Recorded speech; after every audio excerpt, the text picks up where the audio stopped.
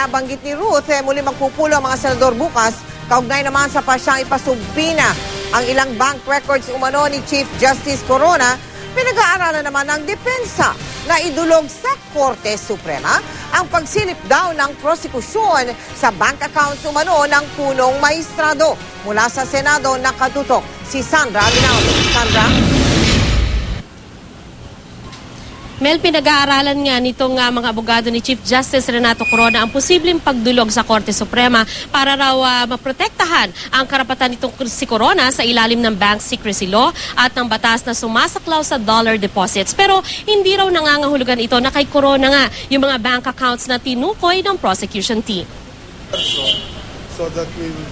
Inaprubahan na kahapon ng impeachment court ang subpoena para ipatawag ang mga bank officials at dalhin ang mga dokumento ng sinasabing bank accounts umano ni Corona sa PS Bank at BPI. Pero kanina, nag-file ng motion for reconsideration si Senador Miriam Defensor Santiago. Hindi nakadalo sa trial si Santiago pero sa kanyang sulat kay Senate President Juan Ponce Enrile, sinabi niyang ang usapin ng bank accounts ay bahagi ng Article 2, Paragraph 4 ng Articles of Impeachment. Nauna na kasi napagdesisyonan ng impeachment court na huwag tanggapin ang ebidensya kaugnay sa Article 2.4 o ang pagkakaroon umano ni Corona ng ill-gotten wealth. Sabi pa ni Santiago, labag sa Republic Act 6426, batas kaugnay sa foreign currency deposits ang desisyon ng impeachment court. Sa ilalim ng Bank Secrecy Law, ang lahat ng deposito sa bangko ay itinuturing na absolutely confidential o sekreto at hindi maaring masilip maliban na lamang kung may permiso ng depositor, kapag may impeachment at kung iniutos ng korte. Pero mas mahigpit ang Republic Act 6426 na sumasaklaw sa mga foreign currency deposits. Dito, hindi pwedeng masilip ang account maliban lang kung pumayag ang may-ari nito. The chair would not make a ruling either to deny or to sustain the motion and give the senator that made this motion a chance to be heard.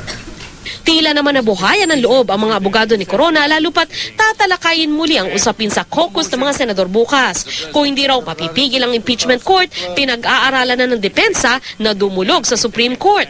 Questionable raw kasi kung paano natukoy ng prosecution ang mga accounts. We have deeply concerned kasi po yung pinagmulan po ng dokumento ay hindi po alam kung saan sa ating batas at sa ating mga jurisprudence sa desisyon ng Supreme Court, yung mga ganung pagkakataon na hindi mo alam kung saan nagmula, hindi mo malaman kung authentic o hindi.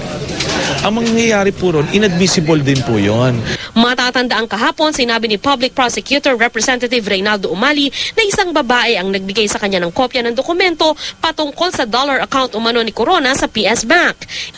Isinama ng prosecution team ang mga papeles na ito sa request nila para sa subpoena ng bank officials. Pero sabi ni Umali, kung tutuusin, hindi dapat masamain ng depensa ang ginawa ng di kilalang babaeng nagbigay ng papeles. Meron namang mga indicator doon na parang may katotohanan. Small lady, isa kang hulog ng langit. Sa isang statement, sinabi ng BPI na natanggap na nila ang subpoena mula sa impeachment court. Dadalo raw sila sa hearing at dadalhin ang kaukulang dokumento.